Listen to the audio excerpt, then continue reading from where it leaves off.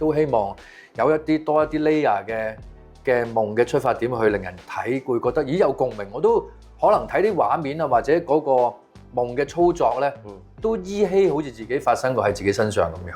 講緊熟夢到面世嗰陣時，都經歷咗由寫到拍到要拱出嚟都4年啦，都唔知佢哋怕咗我定真係好熱誠，好有熱誠咁去做嗰個戲。電影《熟夢》咧已經喺 Now Cinema 上架啦。今日咧就訪問導演兼主演啊，家輝哥張家輝。係咯，我哋咁快又見面，又見面啦，亦都係同時因為《熟夢》而見面喎。係啊，我哋又見面啦。《熟夢》呢個故事咧就比較黑暗、暗黑一啲啦，dark嗰啲。咁你係咪即係特別中意呢一類嘅題材？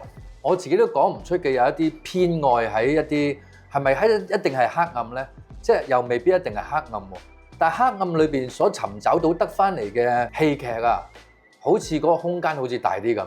即係如果我講一對後生嘅男女或者一對夫妻好健康咁生活，然後碰到咗生活一啲難題，最後大家攜手點樣去解決。但係有對夫妻，佢哋做錯一件不能彌補嘅事，令到佢哋往後嘅生活發生劇變，然後喺一個無盡罪疚嘅深淵裏邊生存。最後揾出佢哋嘅深淵所在，原來係佢哋做錯咗一件好彌天大禍嘅事，所以先至有一個咁嘅對待。最後遇到一個咩人去將佢呢一個罪無可恕嘅罪孽教佢點樣去償還咁樣。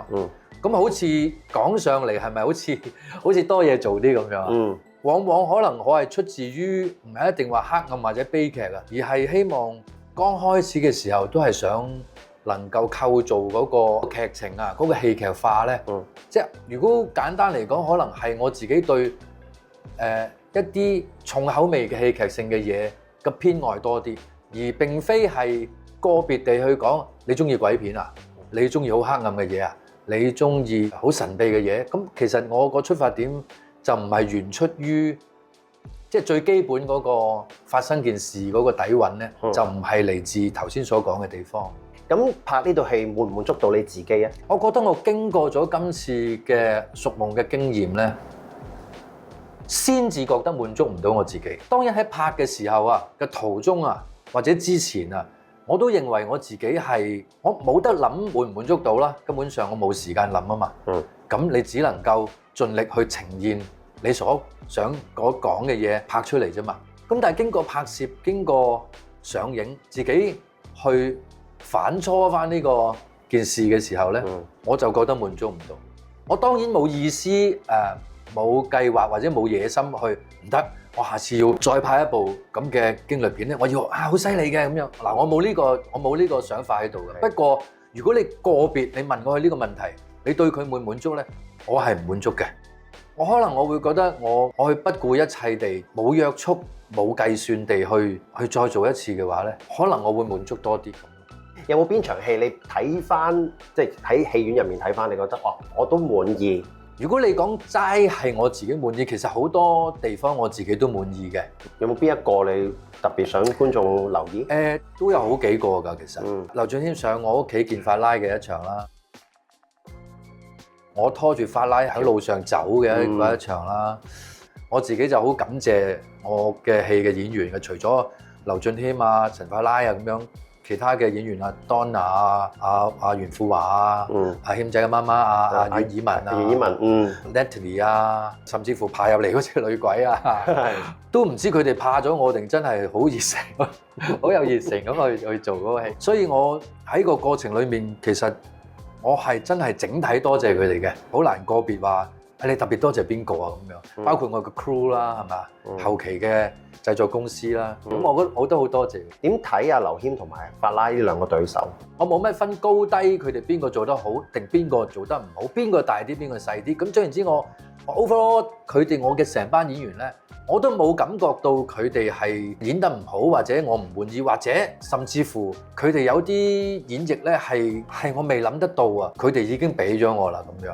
咁我好開心呢樣嘢嘅，大家都服務緊嗰幾條好主嘅主線，一啲嘥啲嘅位有陣時可能嗰個照顧唔夠啊，咁就好靠個演員走入嚟咧，佢提供啲咩俾你？戲入面咧有好多現實同埋夢境嘅穿插嘅喺故事敘述上面。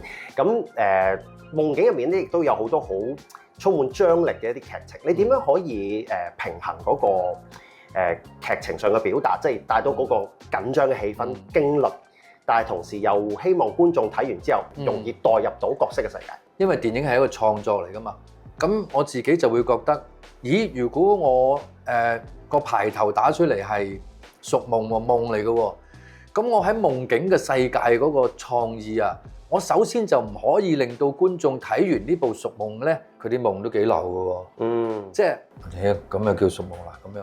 我就希望喺嗰個夢啊，嗰個拍攝同佢嗰個 scale 咧，都佔地多啲，或者係唔好喺夢裡面咧，就將我哋過往睇《環海奇情》啊，啲鬼片紅紅綠綠啲燈啊，咁而有個阿羅蘭姐走出嚟啊咁樣啦，即係我自己盡量唔想啦。咁我咪更加要即係喺夢境嘅世界啊，根據好多噩夢啊、好夢啊、夢中夢啊，或者各式各樣嘅，都希望有多一啲 layer 嘅夢嘅出發點去令人睇，會覺得咦有共鳴。我都可能睇啲畫面啊，或者嗰個夢嘅操作咧，都依稀好似自己發生過喺自己身上咁樣。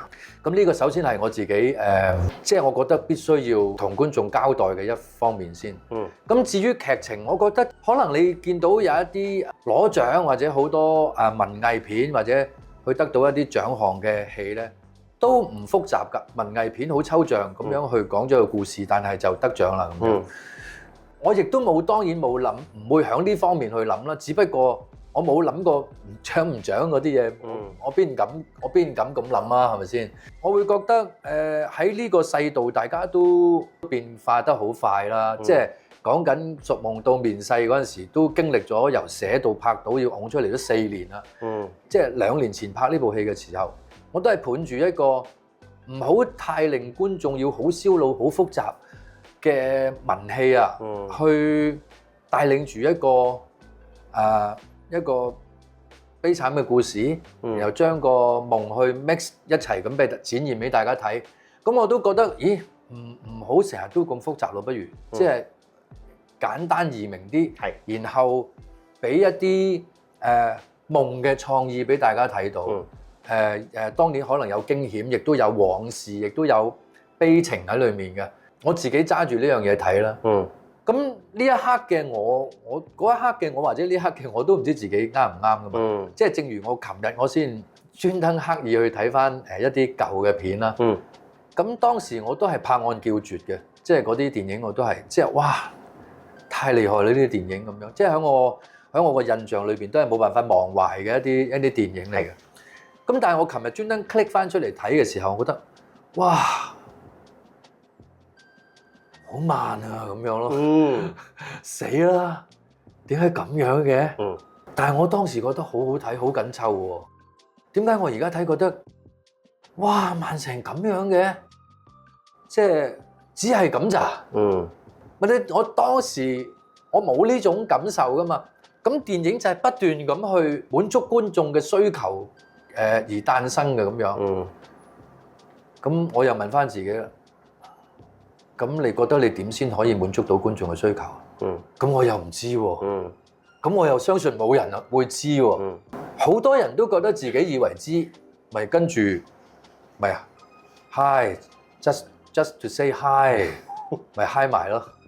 即係我就覺得點樣得就一定我就唔識估啦。講真，我亦都睇唔到邊個識估。咁不過隨住年代環境時間咧。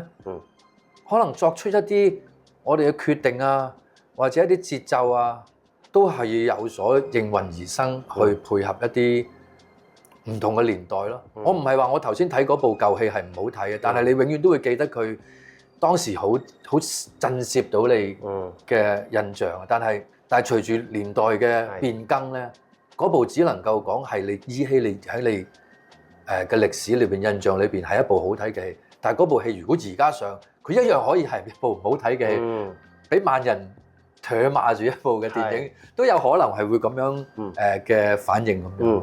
最後一條就係咧，你入咗行即係30年，你而家對於演藝事業仲有啲咩追求？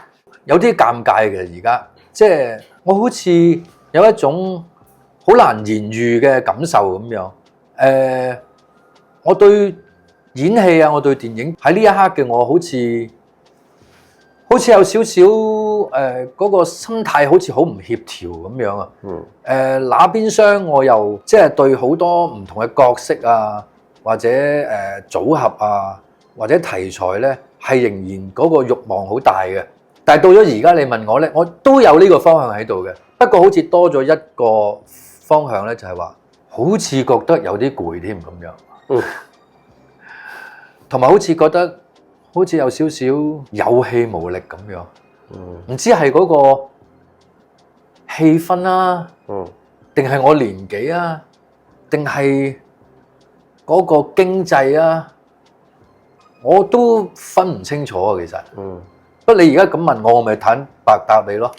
即係你問我，我而家嘅我就係咁樣嘅狀態啊。不過你話咁，你嚟緊而家嗰啲嘢咧，咁你點去面對㗎？咁我依然係嗰啲即係死頭死路嗰啲嘢，嗰啲工作態度去做啦。當然，不過可能有某時片刻，我又會有呢個想法咁樣。電視睇《屬夢》咧，你可以撳 remote 去控制你嘅速度，同埋可以 rewind 可以快啲咁樣。電影係冇得揀嘅。咁你覺得今次你想即係點樣可以同觀眾去講啊？其實佢哋可以用一個乜嘢嘅角度去睇《屬夢》？我覺得揀好一個時間同氣氛，攬住條女或者攬住條仔，有要食嘅咩擺晒喺身邊，然後整到間屋黑掹掹就開始 play 啦。咁樣唔知道好唔好咧？好，今日咧就好多謝嘉輝哥分享啦。咁啊，大家記得咧去 Now Cinema 睇《屬夢》啦。拜拜。Thank you，拜拜。大家好，我係張家輝。電影《屬夢》已經喺 Now Cinema 上映啦。